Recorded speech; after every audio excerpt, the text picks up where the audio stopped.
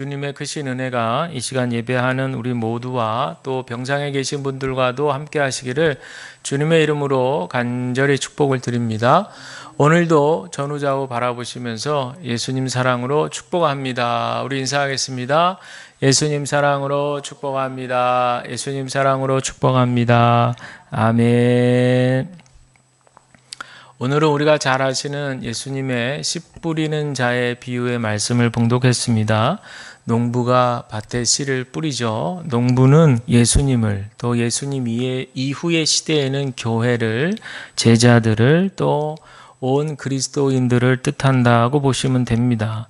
씨는 뿌려지는 것이니까 하나님의 말씀이고, 또 밭은 그 말씀을 듣는 사람들 마음의 상태를 뜻한다고 보시면 됩니다. 그런데 우리가 이제 이 말씀들을 많이 듣고 잘 아시는데 이 말씀을 들을 때마다 생각이 나는 것은 과연 나는 어느 밭이지? 라는 생각을 하게 됩니다. 이 정도만 생각해도 괜찮은데 더 나아가서 저분은 어느 밭이지? 그래, 저분은 가시덤불 밭이야. 그러니까 저렇게 행동하고 저렇게 말하지. 이렇게 하면서 마치 판단하고 정죄하는 그런 기준으로 사용하게 된다는 것이죠. 그래서 오늘 말씀을 들으시기 전에 먼저 우리가 기억할 것은 무엇인가? 우리 안에는 이 네 가지의 마음의 밭의 상태가 모두 공존한다라고 하는 것입니다.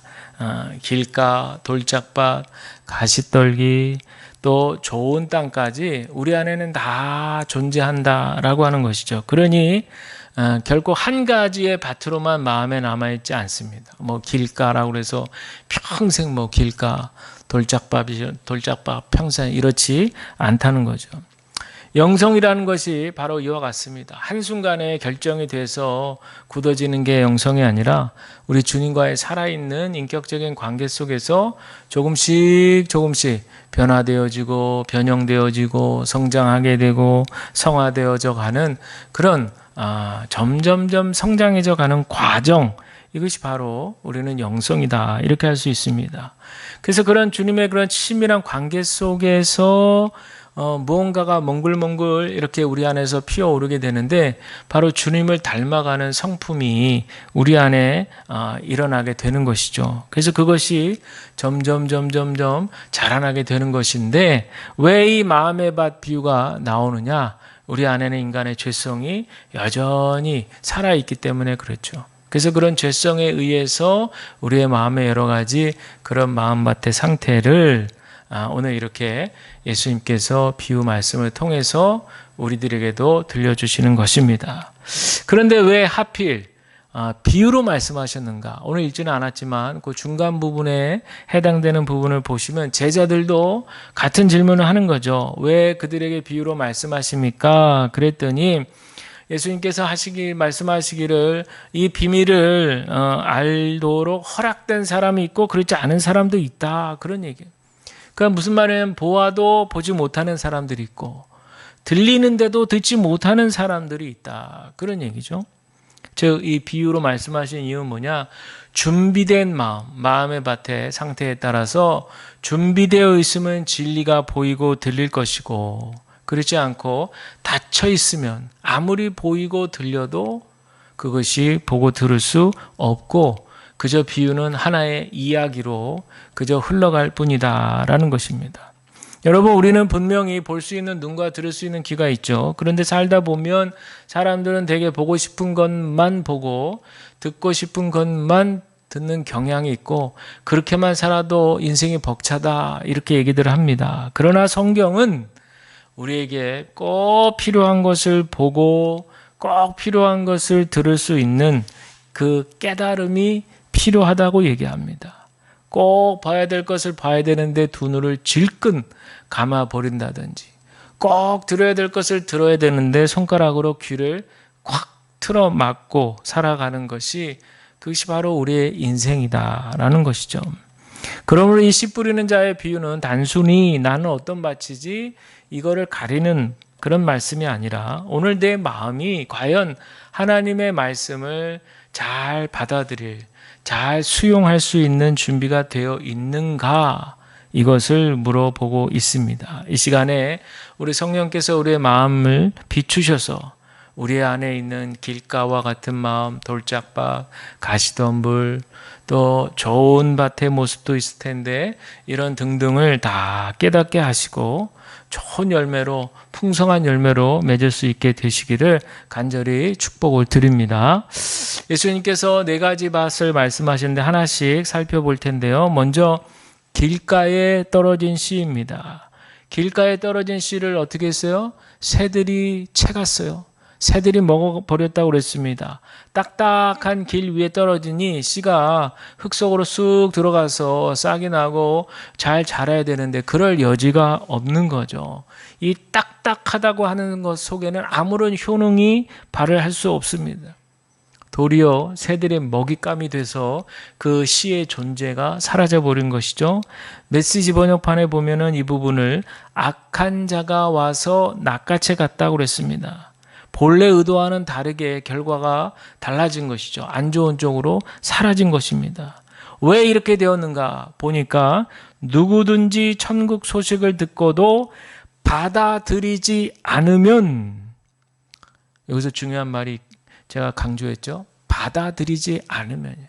우리가 되게 잘못 생각하는 것 중에 하나는 우리 하나님께서는 전능하시고 위대하시기 때문에 우리에게 그 하나님 말씀이 들려지면 그 즉시로 우리 안에서 어떤 작용이 막 일어나는 거야. 그래가지고 놀라운 결과가 일어난다고 착각할 때가 있습니다. 물론 그런 때도 있습니다. 강권적으로 역사하셔서 막 회개를 불러일으키시고 말이죠. 은혜를 주셔서 심경의 변화가 있게 하시죠.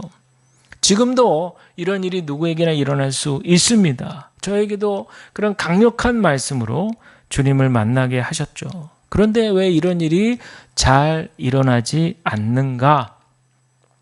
마음이 강팍해져 있기 때문에 그래요. 마음이 딱딱해져 있기 때문에 그렇습니다. 왜 강팍해지고 딱딱해졌냐? 잘못된 경험이 우리 안에 쌓여 있기 때문에 그렇습니다. 가령 회개하지 않는 마음이 처음엔 별거 아닌 것처럼 생각했던 그런 것들이 쌓여 있습니다. 탐욕과 시기 질투의 경험들이 주님 안에서 해결되지 않은 채로 우리 안에 차곡차곡 쌓여 있을 수 있어요. 이 모든 것들, 그 외에도 많이 있겠죠? 이 모든 것들이 바로 잘못된 경험입니다. 이런 잘못된 경험들이요, 우리 안에서 무시된 채로 그냥 반복적으로 쌓이면 어떻게 되느냐? 습관이 되면 선입견이 되고, 아집이 되고, 고집이 되고, 편견이 되고, 신념이 되고, 결국에는 그 사람의 인생이 돼버리는 거예요. 그게 그 사람의 우상이 돼버리는 거예요. 그리고 그게 자기한테는 옳다고 아주 굳은 신념으로 그런 소신, 잘못된 소신이죠. 그런 소신으로 살아가게 된다는 거죠. 여러분, 잘못된 소신으로 막 열심을 내는 사람들이 얼마나 위험한 줄 알아요? 우리 안에 그런 잘못된 경험을 해결하지 않고, 즉시로 해결하지 않고 남겨둘 때 이럴 수 있다. 우리가 한번 돌아보아야 됩니다. 두 번째는 돌짝밭에 떨어진 씨입니다. 돌짝밭에 떨어진 씨는 어떻게 됐어요? 금세 싹은 났는데 뿌리가 깊이 내리질 못해가지고 해가 뜨면은 그만 말라서 시들어 버린다고 그랬어요. 이 비유의 의미는 뭡니까? 말씀을 받았을 때 기쁨으로 받아요. 와, 아멘, 할렐루야, 그렇지, 나에게 주신 말씀이야. 너무 좋은 거예요. 그런데 그 안에, 기쁨으로 받은 그 심령의 안에 뿌리가 없어가지고 오래 가지를 못해요. 그래가지고 오히려 그 은혜 받은 것 때문에 시험거리가 오고 환란이 오면 금방 넘어지는 거죠. 우리 예전에 부흥회나 수련회 생각하시면 딱 이 짝이죠. 은혜 받고 너무 좋은 거예요. 막 할렐루야, 그렇지? 막 그러면서 은혜 받았을 때, 작년에 캠프 갔을 때 너무 좋았지. 그런데 그때는 막 모든 것을 다 얻은 것 같은 거예요. 그래, 이렇게 하면 될 거야, 이러면서 막 용기도 생기고 말이죠. 그런데 끝나고 현실로 돌아오면 무엇이 기다리고 있습니까? 시험이 기다리고 있어요. 낙심이 기다리고 있고, 실망이 기다리고 있고, 유혹이 기다리고 있고, 여러 가지, 예? 내가 은혜 받았는데 나를 무너뜨리려고 하는 그런 여러 가지 상황들이 기다리고 있습니다. 그때 왜 그렇게 됩니까? 바로 그 심령의 상태가 아직 깊이 뿌리를 내리지 못하는 돌짝밭의 상태이기 때문에 그런 거죠. 여기서 자세히 좀 현미경을 대고 보신다는 생각으로 보시면 그 속에 뿌리가 없어서 이렇게 나옵니다. 요걸 제가 메시지 번역판으로 바꿔서 보니까 성품의 토양이 없어서 이렇게 나와요. 이 말은 성품의 흙이 없다 혹은 인격의 토양이 없다 이런 말인데 왜 이렇게 번역이 됐을까 하고 찾아보니까 원문에는 중요한 말이 빠져 있어요. 자기 안에 뿌리가 없다 이렇게 돼 있어요. 자기 안에. 다른 사람이 아니고 내 안에 뿌리가 없다는 거예요. 그러면 우리는 보통 뿌리는 식물 뿌리를 생각하는데 여기서는 그런 뜻이 아니라 내 안에 깊이 내려진 뿌리가 없다 이런 뜻이니 이 말의 의미는 바로 오랜 시간 동안에 내 인격 안에서 형성된 그런 어떤 삶의 깊이 이렇게 우리가 이해를 해볼 수 있다는 거예요. 그래서 이 메시지 번역판에는 보니까 성품의 토양이 없다. 즉 깊은 인격에 뿌리가 깊지 못하다.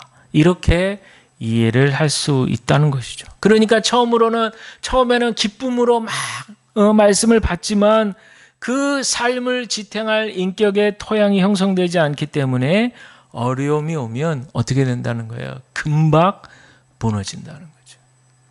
우리 교회가 41년이 됐는데 지나간 41년 동안 경험했던 일들을 한번 생각해 보세요. 모진 풍파를 만나기도 하고 거친 풍랑을 헤쳐나오기도 했습니다. 여기까지 인도하신 에베네셀의 하나님께 우리는 늘 영광을 돌리고 감사합니다. 그리고 지금도 그 여정의 길을 걷고 있다고 볼 때 여러분 한창 그 모진 풍파를 지나가는 때를 생각해 보세요. 그 심정을 생각해 보세요. 그때랑 지금이랑 많이 달라졌나? 우리가 그래도 단련되고 연단되어서 그래도 우리의 심경의 변화가 있었나? 물론 우리에게도 그런 진보가 있었을 겁니다. 그런데 기본적으로 우리 심경의 밭에는 그 기본적으로 그 속을 들여다보면 사람들은 어떻게 생각을 하냐면 아무 일도 일어나지 않고 아무 근심도 없이 그저 평안하게 사는 것, 이게 하나님께 축복받는 길이지 라고 잘못 생각하며 살고 있지는 않는가. 왜냐하면 우리 육신의 생각이라고 하는 것은 이거는 공통적으로 편안함을 추구한다는 거예요. 우리의 뇌는 편안한 것을 추구해요. 그래서 습관이 되게 중요한 것이죠.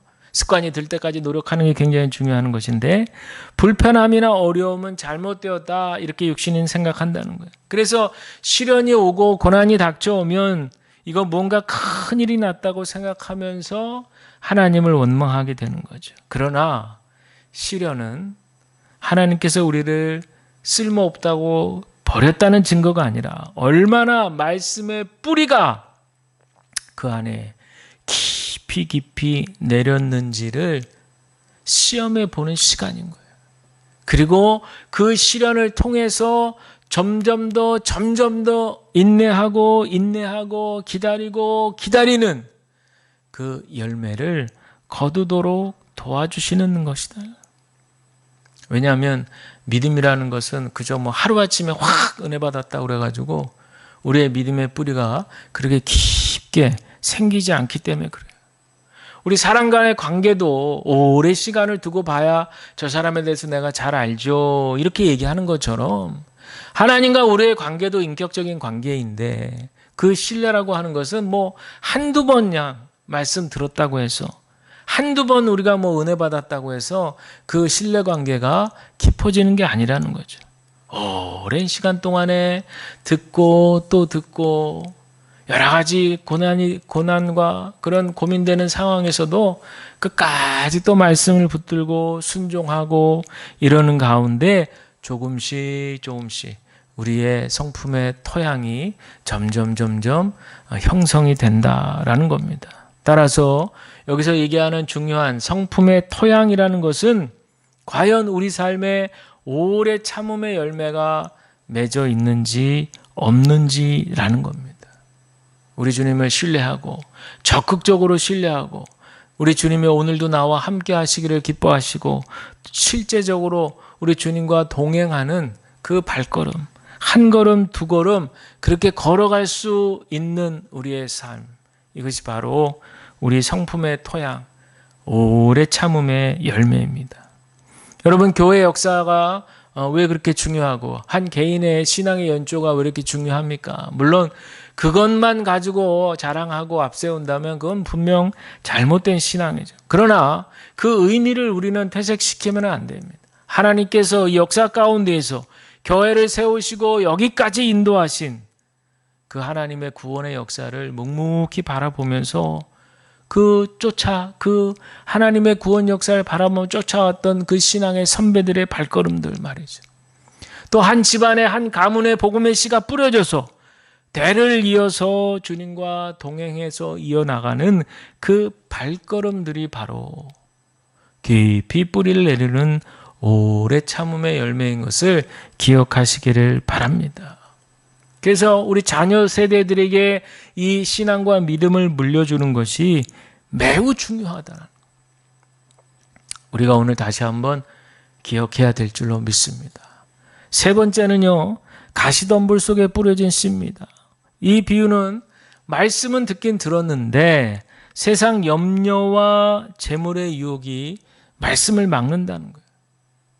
그래서 열매를 맺지 못한다고 그랬습니다. 역시 메시지 성경에 보니까요, 말씀을 막는다라는 표현을 뭐라고 했냐면 숨이 막혀서 그랬어요. 숨이 막혀서. 재물에 관해서 거짓된 환상을 가지고 또 착각 안에서 그런 생각들이 우리 안에 꽉 채워지게 되면은 숨이 막힌다는 거예요. 나한테 정말 이 정도 돈만 있으면 나는 정말 걱정 없이 살 수 있어. 나는 정말 행복할 거야. 나의 미래는 정말 밝을 거야. 우리 아이들까지 대대로 정말 우리는 행복할 수 있어. 이런 생각이 그냥 꽉 채워져 있는 거죠. 그게 바로 숨을 막는 겁니다. 숨이 막혀요, 숨이 막. 헉헉. 왜 숨이 막힙니까? 문제는 뭐냐면 그런 생각들이 현실적으로 충족되어지지 않기 때문이죠. 그럴 때 인간에게는 염려라고 하는 구멍에 빠지게 되는 겁니다. 염려라고 하는 것은 그 원어의 뜻풀이는 마음을 나뉜다, 갈래 마음이 나눠진다는 뜻이거든요. 이 말은 우리의 영육 혼이 모두 흔들린다는 말이에요. 마음의 중심이 흔들리니 우리의 전 인격이 흔들리지 않을 수가 없습니다. 갈등이 옵니다. 불안이 찾아와요. 정신이 흔들리고 심하면 정신분열도 일어납니다. 그래서 약물 치료도 해야 됩니다. 그러나 그렇게 되기까지 치료하는 시간, 비용, 에너지, 회복되기까지 그 오랜 시간, 거기서 오는 스트레스와 여러 가지 발생되는 그런 일들, 소진되게 하는 거죠. 한 사람의 삶을 소진되게 합니다. 그러나 할 수만 있다면 그렇게라도 치료를 받아야 됩니다. 그러나 제가 드리고 싶은 말씀은 좀 더 근원적인 부분을 건드려서 이 염려에서 우리는 벗어나야 한다는 거죠. 불안하고 좁디 좁은 내 생각 속에서 해결하려고 거기서 아둥바둥 할 때 결코 염려의 마음이 떠나가지 않는다는 거예요. 우리에게는 살아계신 하나님이 계시거든요. 만왕의 왕이시고 온 우주를 창조하시고 다스리신 우리 살아계신 하나님, 나보다 훨씬 더 크신 그 존재의 힘이 나를 감싸고 보호한다는 것을 경험할 때 우리는 비로소 염려를 그분께 맡기고 해방될 수 있습니다. 내 마음이 안심이 되는 것은 정말 믿고 맡길 수 있는 존재를 경험할 때 아니겠습니까? 그래서 영성이라고 하는 것은 하나님을 만나는 경험일 뿐만 아니라 형성되어 간다고 그래요. 조금씩 하나님과 신뢰가 쌓여갈 때 그분의 인격을 내가 조금씩 의지하면서 나의 염려를 맡기는 거예요. 처음엔 조금만 맡깁니다. 한 10%는 맡기고 90%는 걱정해요. 그런데 점점 신뢰감이 쌓여가면서 맡겨가는 비율이 높아집니다. 20%, 30%, 나중에는 한 90% 맡기고 10%는 염려합니다. 그리고 100% 맡길 수도 있습니다. 비결은 나보다 훨씬 크신 온 우주를 다스리고 살아계신 우리 하나님을 경험하는 것이죠. 그러면 어떻게 경험할까요? 탐구정신이 필요합니다. 구도자의 자세가 필요해요. 적극적으로 찾아 나서야 됩니다. 물론 계시, 하나님께서 열어서 보여주시는 것만 우리 인간이 경험할 수 있지만 이미 지나온 인류의 역사 가운데 하나님께서 우리에게 계시, 열어 보여주신 것들을 찾아 나서기만 해도 큰 기쁨을 찾을 수 있습니다. 그러니 여러분, 가령 예를 들면 우리가 성경도 열심히 읽어야 되지만 가령 예를 들면 과학도 열심히 공부해야 됩니다. 이 온 우주가 얼마나 신비롭고 오묘한지 하나님의 섭리를 그 안에서 깨달을 수 있다는 거예요. 무신론자들이 성경의 오류를 내가 파헤쳐 보겠어 하고 성경을 읽다가 하나님을 경험한 경우들이 많고, 우주의 신비를 탐구하다가 와, 이거는 정말 창조주의 솜씨야 하면서 하나님의 존재를 인정하게 된 과학자들 너무너무 많이 있습니다. 그러니 사랑하는 여러분, 가시덤불은요 하루아침에 제거되지 않습니다. 염려를 우리가 해봐서 알지만 하루아침에 사라지지 않아요. 그러나 염려가 하루아침에 사라지지 않듯이 우리 하나님을 신뢰하는 마음도 하루아침에 만들어지지 않다라는 것이죠. 조금씩 하나님을 알아가고 경험하고 하나님께 나의 근심 염려를 맡기는 연습을 조금씩 반복해 갈 때 그때 우리의 믿음은 자란다는 거예요. 그럴 때 우리를 짓누르던 염려와 재물을 향한 거짓된 환상들은 조금씩 힘을 잃고 마침내 하나님의 말씀이 우리 삶 속에 자유롭게 자라서 열매를 맺게 될 줄로 믿습니다. 마지막으로는 좋은 땅에 뿌려진 씨예요. 좋은 땅에. 우리가 잘 아시는 대로 말씀을 잘 듣고 깨달아서 풍성한 열매를 내는 경우죠. 메시지 성경에는 좋은 땅이란 어떤 땅이냐? 말씀을 받아들여서 여기서 수용하는 거죠. 말씀을 수용해서 생각지도 못한 큰 결실을 맺는 사람, 이렇게 표현했습니다. 이 말씀은 하나님께서 주시는 열매는 우리의 기대와 계산을 뛰어넘는다는 거죠. 핵심은 깨닫는 겁니다. 깨달음.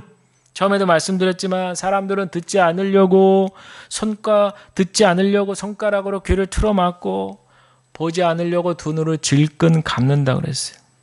그래서 깨닫기 위해서는 취해야 될 마음이 있는데 깨닫기를 사모해야 된다는 거예요. 깨닫는 게 중요하다 생각하고 깨닫기를 사모해야 돼. 하나님은 사모하는 영혼에게 만족함을 주시기 때문이죠. 다니엘서에 보면 다니엘이 이 깨달음의 중요성을 깨닫고 이것을 얻고자 금식하며 기도하며 간구하기를 결심하고 회개하며 기도했다고 그랬어요. 다니엘서 9장에 보면 나오는 내용이죠. 여기에 하나님께서는 깨달음을 도우시기 위해서 다니엘에게 지혜와 통찰력을 주시겠다 하셨어요. 지혜와 통찰력. 우리 학생들도 지혜와 통찰력이 있어야 되고요. 우리 어른들도 지혜와 통찰력이 있어야 됩니다.